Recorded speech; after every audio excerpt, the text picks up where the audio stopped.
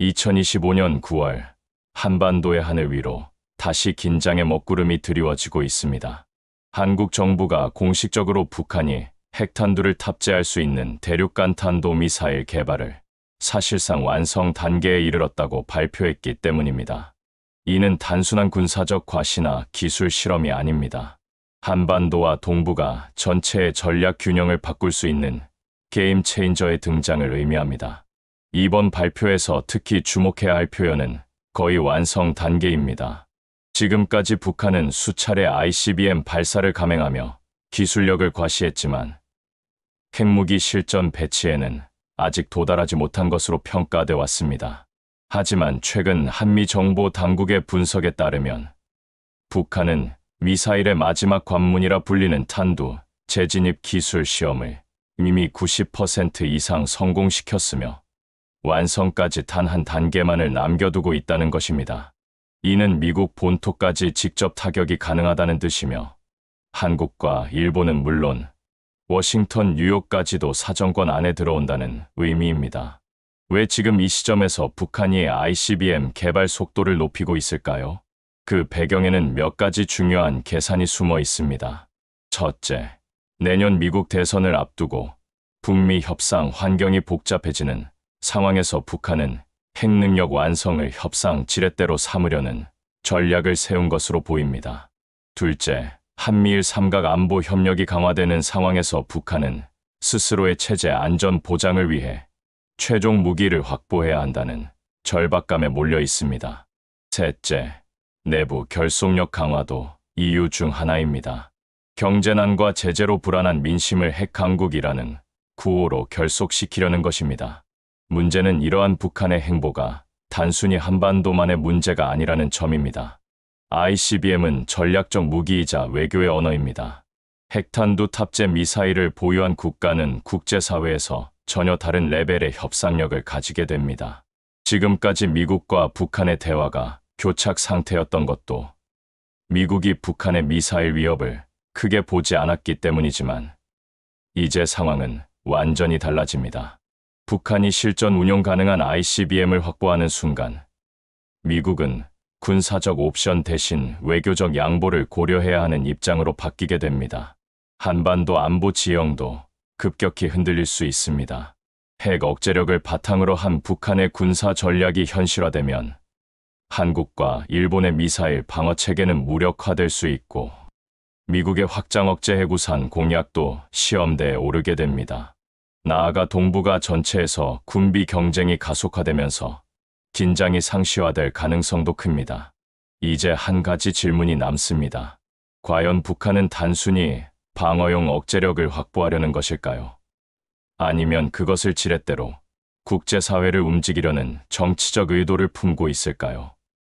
어느 쪽이든 분명한 사실은 하나입니다. 이번 ICBM 개발 소식은 단순한 군사 뉴스가 아니라 앞으로 동북아의 외교 안보 지형이 근본적으로 재편될 신호탄이라는 것입니다. ICBM, 즉 대륙간 탄도 미사일이라는 단어는 뉴스에서 자주 들리지만 대부분의 사람들에게는 여전히 낯선 개념입니다. 하지만 오늘날 국제정치에서 ICBM은 단순히 멀리 날아가는 미사일이 아닙니다. 그것은 국가의 힘과 위상, 그리고 협상의 룰을 바꾸는 전략 무기이며 어떤 의미에서는 현대판 핵 억제력의 심장이라고 해도 과언이 아닙니다. ICBM은 말 그대로 한 대륙에서 다른 대륙까지 날아갈 수 있는 탄도미사일을 말합니다. 사거리가 최소 5,500km 이상이며 지구 대기권을 벗어나 우주 공간을 거쳐 포물선 궤도를 따라 다시 지상으로 떨어집니다. 이 과정에서 초속 78km에 이르는 어마어마한 속도로 비행하기 때문에 발사 후 30분 이내에 반대편 대륙을 타격할 수도 있습니다. 이런 무기 체계를 완성한 나라는 미국, 러시아, 중국 등 극소수에 불과하며 북한이 이 기술을 완성한다는 것은 곧 전략 핵무기 보유국 클럽에 진입한다는 뜻입니다. 여기서 중요한 포인트가 있습니다. ICBM을 만들었다고 해서 모두 실전 전력이 되는 것은 아닙니다. 핵탄두를 실어 보내는 것은 기술적으로 매우 어려운 일이며 그 중에서도 가장 높은 장벽이 바로 탄두 재진입 기술입니다. 미사일은 대기권 밖으로 올라갔다가 다시 지구로 재진입하는데, 이때 탄두 표면은 섭씨 7,000도 이상으로 달아오르고 엄청난 속도 변화와 충격을 받습니다.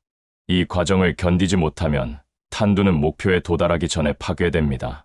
그래서 재진입체를 만드는 기술이야말로 ICBM 개발의 마지막 퍼즐이라고 불립니다. 지금까지 북한은 이 기술을 확보하지 못한 것으로 평가받았지만, 최근 정보 당국의 분석에 따르면 이미 90% 이상 성공 단계에 도달했다고 합니다. 이것이 바로 이번 발표가 갖는 의미입니다. 단순한 미사일 실험이 아니라 핵무기 실전 배치의 문턱을 넘었다는 뜻이기 때문입니다. 그렇다면 북한은 왜 이토록 집요하게 ICBM 개발에 매달리는 걸까요? 첫째, 체제 안전 보장을 위한 전략 카드입니다. 핵무기를 가진 국가는 공격받지 않는다는 사실은 이미 국제사회에서 여러 차례 증명됐습니다. 미국이 이라크나 리비아를 공격할 때는 망설이지 않았지만, 핵무기를 가진 북한이나 러시아, 중국에는 함부로 군사행동을 하지 않습니다. 북한 입장에서는 ICBM이야말로 미국과 맞짱을 뜰 수 있는 유일한 수단입니다. 둘째, 외교 협상에서의 협상력을 극대화할 수 있습니다. ICBM을 완성한 순간부터 북한은 단순한 제재 대상이 아니라 협상의 당사자로 격상됩니다. 과거에도 북한은 미사일 시험 발사를 외교 협상의 지렛대로 활용해왔지만, 이제는 그 협상의 무게가 훨씬 커질 것입니다. 셋째, 주변국에 대한 정치군사적 압박 수단으로 활용됩니다. 일본이나 한국이 대북 제재를 강화하려 할 때, 혹은 미국이 군사적 압박을 가하려 할 때, 북한은 단 한 번의 ICBM 시험 발사로 판을 뒤흔들 수 있습니다. 그것만으로도 국제시장이 요동치고 외교 무대의 주도권이 북한으로 넘어갑니다. ICBM은 그래서 단순한 무기가 아니라 전략 언어입니다. 한 나라가 ICBM을 보유했다는 사실 자체가 이미 협상의 전제가 되고 국제 관계의 힘의 균형을 바꿉니다.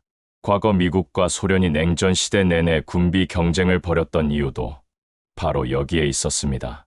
ICBM을 얼마나 멀리, 얼마나 정확히 쏠 수 있느냐가 곧 국력의 척도였기 때문입니다. 이제 북한이 그 영역에 발을 들여놓으려 하고 있습니다. 그것이 단순히 군사 기술의 발전 문제가 아니라 한반도는 물론 전 세계 외교 질서를 뒤흔들 사건이라는 점을 우리는 잊지 말아야 합니다. 다시 말해, ICBM은 한 나라의 최종 무기이며 북한이 그것을 완성한다는 것은 국제 정치의 룰을 다시 쓰는 일이라는 것입니다. 북한의 ICBM 개발이 거의 완성 단계에 접어들었다는 소식은 단순히 한 국가의 군사 기술 발전을 의미하지 않습니다. 그것은 곧 한반도와 동북아 전체의 안보 구도를 바꿔놓을 수 있는 대형 사건입니다. 이 무기의 존재 자체가 주변 국가의 전략을 흔들고 외교의 판을 뒤흔들며 심지어 국민의 일상까지 영향을 미칠 수 있기 때문입니다. 우선 가장 먼저 반응하는 곳은 당연히 미국입니다. 북한의 ICBM은 궁극적으로 미국 본토를 타격하기 위해 개발되는 무기입니다. 지금까지 미국은 북한의 미사일 위협을 지역 방어 수준으로 취급했습니다. 사거리가 한일이나 괌 정도에 불과했기 때문이죠. 하지만 워싱턴, 뉴욕, 로스앤젤레스까지 타격권에 들어오면 이야기는 완전히 달라집니다. 미국 본토가 직접적인 위협에 놓이는 순간 미국의 외교 전략과 동맹 전략, 심지어 국내 정치까지 영향을 받게 됩니다. 미국이 취할 수 있는 선택지는 크게 두 가지입니다. 첫째는 강경 대응입니다. 추가 제재, 사이버 공격, 미사일 요격 시스템 배치 강화 등이 여기에 포함됩니다. 둘째는 협상 전략입니다. 북한이 원하는 체제 보장이나 경제적 지원을 일부 수용하고 핵 동결 협상을 재개하는 것이죠. 과거에도 미국은 북한의 핵실험과 ICBM 시험 발사 이후 외교적 대화의 장으로 돌아온 적이 많습니다. 결국 북한은 이 지점을 노리는 것입니다. 무력을 통해 협상의 무게 중심을 자신 쪽으로 끌어오는 것이죠. 한편 일본과 한국도 전략을 새롭게 짜야 하는 상황입니다. 일본은 이미 자국 영토를 향한 탄도미사일 경보 시스템을 강화하고 있으며 미군과의 공조 체계도 한층 공고히 하고 있습니다. 한국 역시 사드, LSAM 등 다층 방어 체계 구축에 속도를 내고 있습니다. 하지만 전문가들은 이런 방어망만으로는 ICBM을 완벽히 막아내기 어렵다고 지적합니다. 결국 선제 탐지와 동맹의 확장 억제가 더 중요해지는 이유입니다. 중국의 입장도 복잡합니다. 북한이 ICBM을 완성하면 미국의 동아시아 영향력 확대를 명분으로 일본과 한국의 군사력이 증강될 수 있고, 이는 곧 중국의 안보 이익에도 영향을 미칩니다. 동시에 북한을 지나치게 압박하면 중국이 오랫동안 유지해온 완충지대 전략이 흔들릴 수 있습니다. 그래서 중국은 겉으로는 북한을 비판하면서도 실제로는 제재를 느슨하게 유지하는 미묘한 태도를 보이고 있습니다. 러시아 역시 이 문제를 주의 깊게 보고 있습니다. 우크라이나 전쟁 이후 서방과 대립하고 있는 러시아는 북한과의 군사 협력 가능성을 열어두고 있으며, 이는 동북아 안보 질서를 더욱 복잡하게 만듭니다.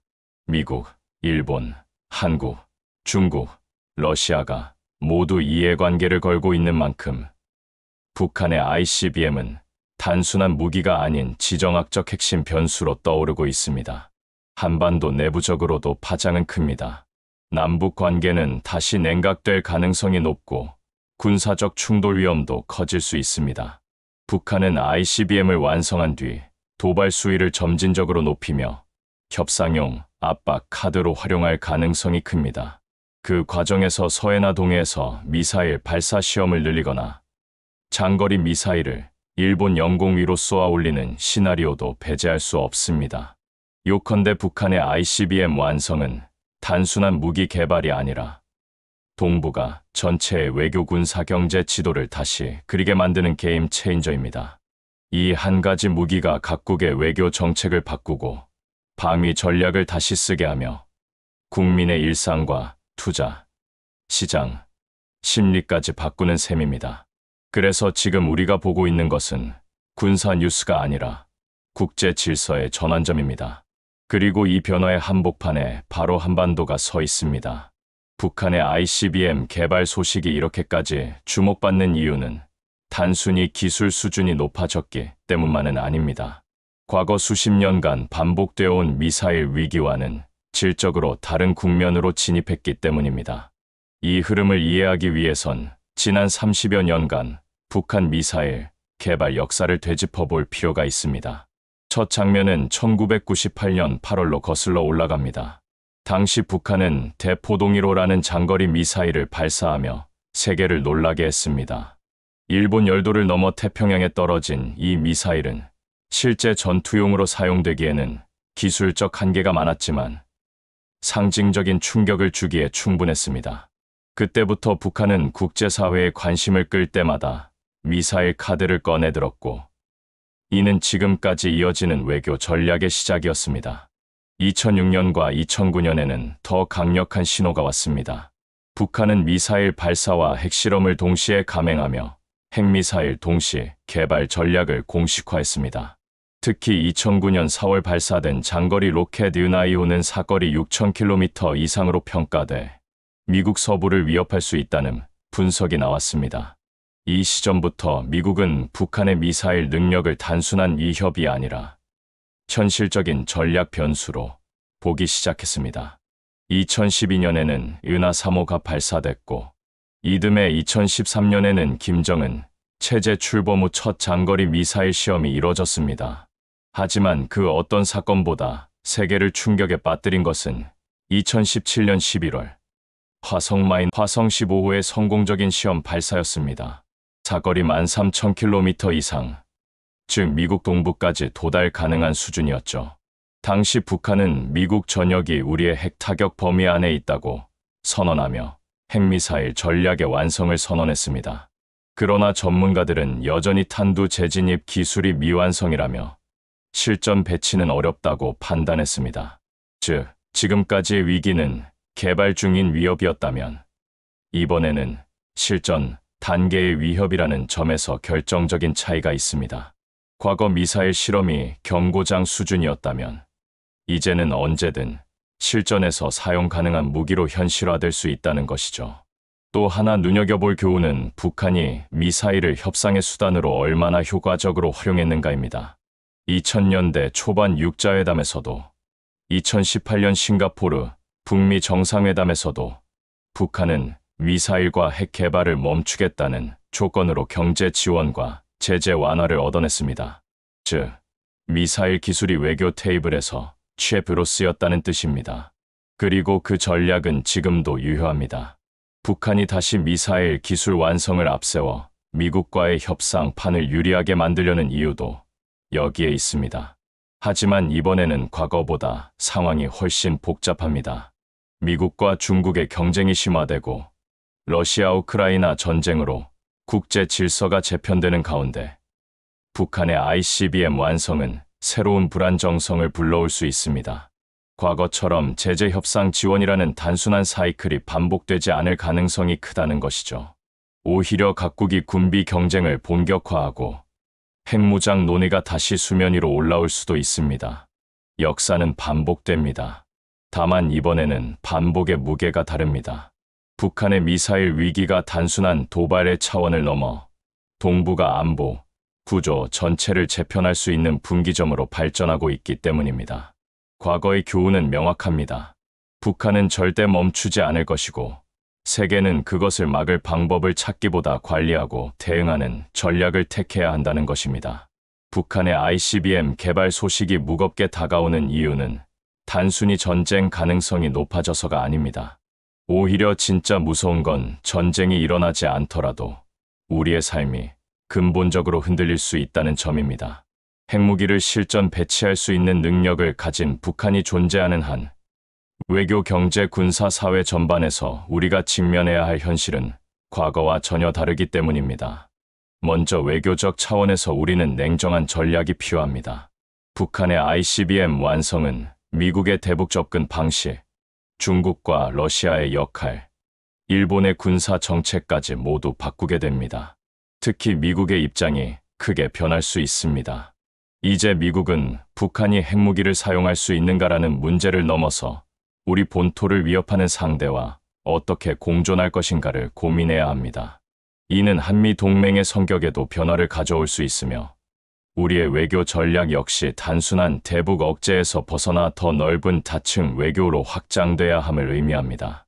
둘째는 군사적 대비입니다. 지금까지 한국의 미사일 방어체계는 중단거리 탄도미사일 대응에 초점을 맞춰왔습니다. 그러나 ICBM의 위협은 완전히 다른 차원의 문제입니다. 방어망을 보강하는 것만으로는 한계가 있고 정찰 조기 경보 체계, 위성 정보망, 사이버 방어까지 포함한 전략 방위 시스템이 필요합니다. 특히 미국과의 연합 작전 체계 속에서 확장 억제 해구산의 신뢰성을 높이는 것도 중요합니다. 단순히 미국이 지켜줄 것이라는 믿음에 기대기보다는 우리 스스로 대응 능력을 갖춰야 한다는 목소리가 점점 커지고 있습니다. 셋째는 경제적 파장입니다. 안보 위기는 항상 경제에 영향을 미칩니다. 북한의 ICBM 소식만으로도 금융시장은 흔들리고 환율과 주가가 요동칩니다. 만약 실제로 긴장이 고조된다면 해외 투자 자금이 이탈할 수 있고 기업 투자 심리도 위축될 수 있습니다. 장기적으로는 방위산업 투자 확대, 에너지 안보 강화, 공급망 다변화 같은 전략적 대응이 필요합니다. 우리가 미리 이런 구조적 대비를 하지 않으면 총 한 발 쏘지 않아도 경제가 먼저 무너질 수 있습니다. 넷째는 국민 인식과 사회적 대비입니다. 핵무기는 군사력 이상의 심리적 효과를 지닙니다. 언제 어디서 맞을지 모른다는 공포는 사회를 불안하게 만들고 여론을 왜곡시키며 민주주의 시스템까지 흔들 수 있습니다. 이럴 때일수록 냉정하고 정확한 정보 전달이 중요합니다. 언론과 정부는 과장된 공포 대신 현실적 위험을 분석하고 국민이 스스로 대비할 수 있는 방법을 알려야 합니다. 개인 차원에서도 재난 대비, 안보 의식 함양, 국제 정세에 대한 관심이 필요합니다. 마지막으로 우리가 잊지 말아야 할 사실이 있습니다. 핵무기가 아무리 강력해도 그것이 정치적 도구로 사용되는 이상 최종적으로 판을 바꾸는 것은 여전히 국민의 의지입니다. 정부가 어떤 외교 전략을 세우고 군이 어떤 방어 체계를 구축하더라도 국민이 깨어있지 않으면 그 전략은 반쪽짜리에 불과합니다. 민주주의와 안보는 결국 시민의 관심과 참여에서 출발합니다. 북한의 ICBM 완성은 분명히 위기입니다. 그러나 그것은 동시에 우리가 국가 전략을 다시 세우고 경제 체질을 바꾸고 국민의식을 강화할 기회이기도 합니다. 위기는 항상 변화를 부르고 변화는 결국 더 강한 나라를 만드는 동력이 됩니다. 지금 필요한 것은 공포가 아니라 준비, 불안이 아니라 현실 인식, 그리고 두려움이 아니라 단합입니다. 그것이 전쟁보다 무서운 현실을 이겨내는 유일한 방법입니다.